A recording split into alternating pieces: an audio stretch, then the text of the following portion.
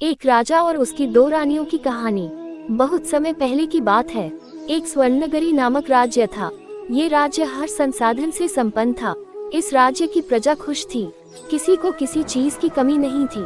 स्वर्णनगरी के राजा की दो रानियां थी।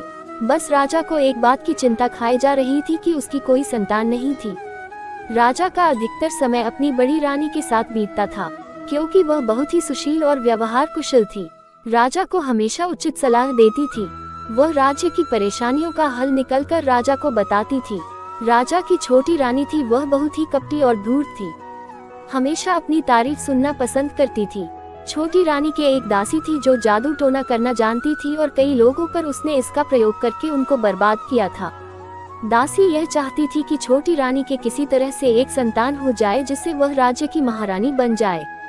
इससे दासी को अपनी मनचाही तरीके से राज्य में शासन करने का मौका मिल सके। परंतु दासी अपने उद्देश्य में सफल नहीं हो सकी और उसके मंसूबों में पानी फिर गया। एक दिन राजा अपनी बड़ी रानी के साथ वन विहार को गए थे। वह उन्हें एक सन्यासी मिले। राजा रानी ने सन्यासी का काफी स्वागत सत्कार किया।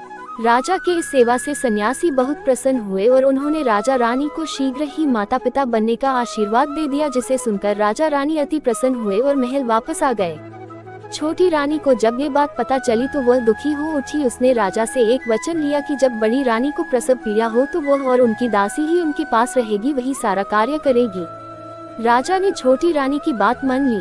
समय बीतता गया और बड़ी रानी गर्भवती हो गई। संपूर्ण राज्य में खबर फैल गई। राज्य वैद्य को निर्धारित किया गया जिससे रानी का उचित उपचार होता रहे और देखभाल के लिए राजा ने अपने सबसे खास मंत्री की पत्नी को रानी की देखरेख के लिए सूचित किया।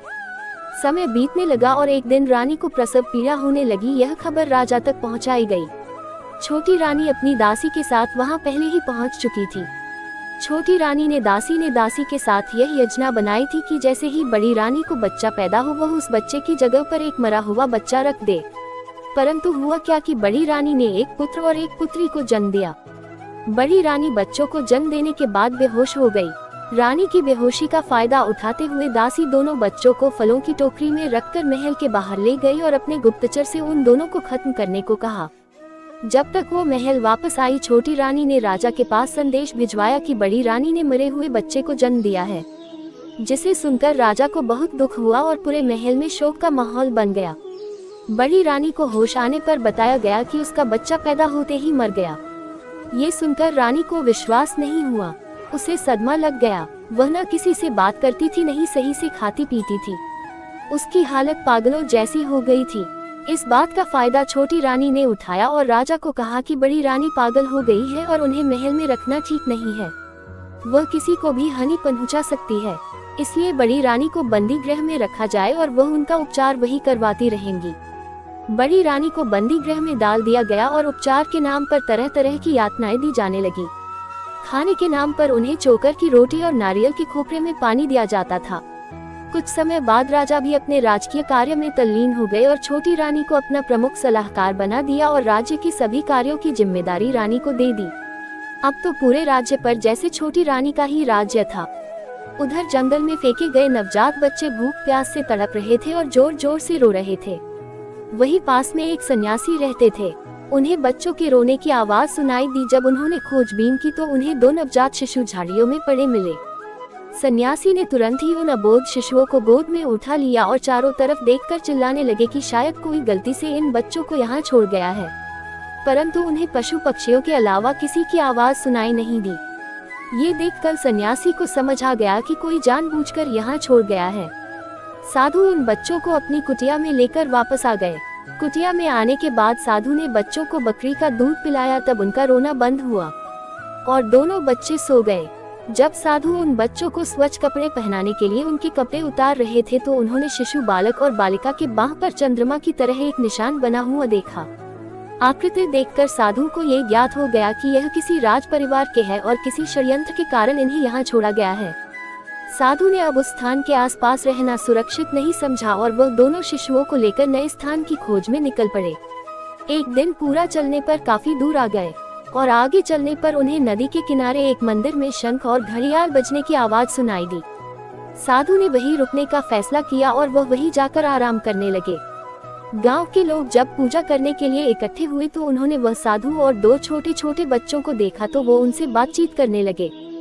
सब लोगों की रजामंदी से साधु वहीं रहने लगे और मंदिर की देखरेख, आरती और पूजा का कार्य भी करने लगे। गांव के लोगों की मदद से वही कुटिया का निर्माण किया गया और गांव के एक अमीर व्यक्ति ने उनके लिए खाने पीने और दूध आदि की व्यवस्था कर दी। साधु उन दोनों बच्चों के साथ वही आराम से रहने लगे। कुछ ही सालों में दोनों बच्चे दिन दूनी रात चौगुनी रूप से बढ़ गए। राजा के दोनों बच्चों को साधु ने अब अस्त्र शस्त्र चलाने के साथ ही 7 शास्त्रों का ज्ञान भी देना शुरू कर दिया। प्रशिक्षण पूरा होने पर दोनों भाई बहन एक अच्छे योद्धा बन गए और साधु महात्मा अब वृद्ध हो चुके थे। उनसे अब मंदिर का कामकाज सही से नहीं होता था। वृद्धावस्था के कारण साधु अब बीमार रहने लगे थे। दोनों भाई बाह्य भोजन की व्यवस्था और मंदिर के सभी कार्य संभालने लगे थे। साधु ने उन दोनों बच्चों के नाम चंद्रसेन और चंद्रकला रखा। राजकुमार चंद्रसेन और राजकुमारी चंद्रकला दोनों ही इस बात से अनभिज्ञ थे कि वह राजघराने के बच्चे हैं। वह गांव के दूसरे बच्चों की तरह ही स्वयं को समझते थे। सदा सहायता करना और दयालुता, विनम्रता जैसे गुणों के साथ साथ दोनों ही बहुत ही मृदुभाषी थे और साधु को ही अपना सब कुछ समझते थे। ऐसे कई वर्ष बीत गए। साधु अब वृद्ध हो चले थे और उन बच्चों को ये सच बताना चाहते थे कि वह कौन है, परंतु वह ये सोचकर डर जाते थे कि कहीं ये सत्य कि ये दोनों स्वर्ण नगरी के राजकुमार और राजकुमारी हैं, ये किसी अन्य को पता चलने पर कहीं इनको मारने का प्रयास न किया जाने लगे। फिर इस बात को सोचकर वह विचलित हो जाते थे और चिंता में मौन हो जाते थे। चंद्रसेन और चंद्रकला अब युवा हो चले थे। दोनों बहुत ही कुशल योद्धा थे। गांव में किसी के ऊपर कोई भी कठिनाई आती तो दोनों भाई बहन उसका बड़ी चतुराई से और बहादुरी से सामना करते थे। गांव के लोग भी बहुत प्रेम करते और सभी उन बच्चों की देखरेख का भी ध्यान रखते थे। गांव के किसी व्यक्ति को ये ज्ञात नहीं था कि ये दोनों साधु के बच्चे नहीं हैं। साधु ने भी कभी किसी को ये ज्ञात नहीं होने दिया। यहाँ आने पर सभी को ये बताया कि ये दोनों बच्चे उनके छोटे भाई के बच्चे हैं। उनके भाई की पत्नी की मृत्यु इन बच्चों के जन्म देने के कुछ देर बाद ही हो गई थी। उनके भाई जब जंगल से जड़ी बूटी लेने गए थे तो किसी सर्प ने उन्हें काट लिया और उनके भाई की भी मृत्यु हो गई। तब से ये दोनों बच्चों के माता पिता वही हैं और इन बच्चों के सिवाय संसार में साधु का और कोई नहीं है। इस प्रकार ग्रामीण भी उन सभी की रक्षा करते और उनका विशेष ध्यान रखते थे। एक दिन संध्या काल की आरती समाप्त होने पर कुछ ग्रामीण मंदिर परिसर में ही बैठकर भजन कीर्तन कर रहे थे। तभी वहां कुछ सैनिक आ गए और ग्रामीणों से कुछ पूछने लगे। ये देखकर चंद्रसेन भी वहां पहुंच गया और उनकी बात सुनने लगा। सैनिकों ने बताया कि भारत के जंगल में कुछ जंगली सुअरों का झुंड घुस आया है, जो आसपास के गांव में घुसकर फसलों को नष्ट कर रहा है तथा ग्रामीणों को भी घायल कर रहा है। इसलिए सभी ग्रामीणों को सावधान करने आए हैं कि कोई व्यक्ति संध्या के बाद अकेला घर से बाहर ना जाए और खेत खलिहान में रात्रि में ना रहे। ये सुनकर सभी ग्रामीण डर गए। सैनिक भी वापस चले गए। चंद्रसेन ने सभी को घर जाने के लिए कहा और स्वयं भी वहां से चला गया।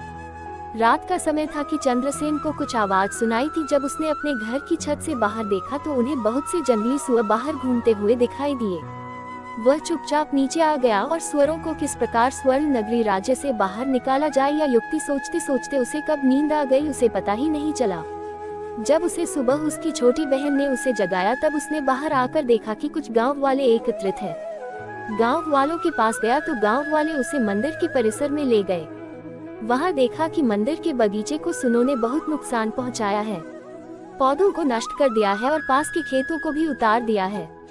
इस कारण सभी ग्रामीण बहुत परेशान और दुखी थे। उनका दुख और परेशानी देखकर साधु ने ग्रामीणों को समझा बुझाकर उन्हें दोबारा बगीचा लगाने और खेत साफ कर फसल उगाने की सलाह दी। इस प्रकार गांव वालों ने उनकी बात मानी और खेतों और बगीचों की साफ सफाई करके दोबारा बोने के कार्य में लग गए।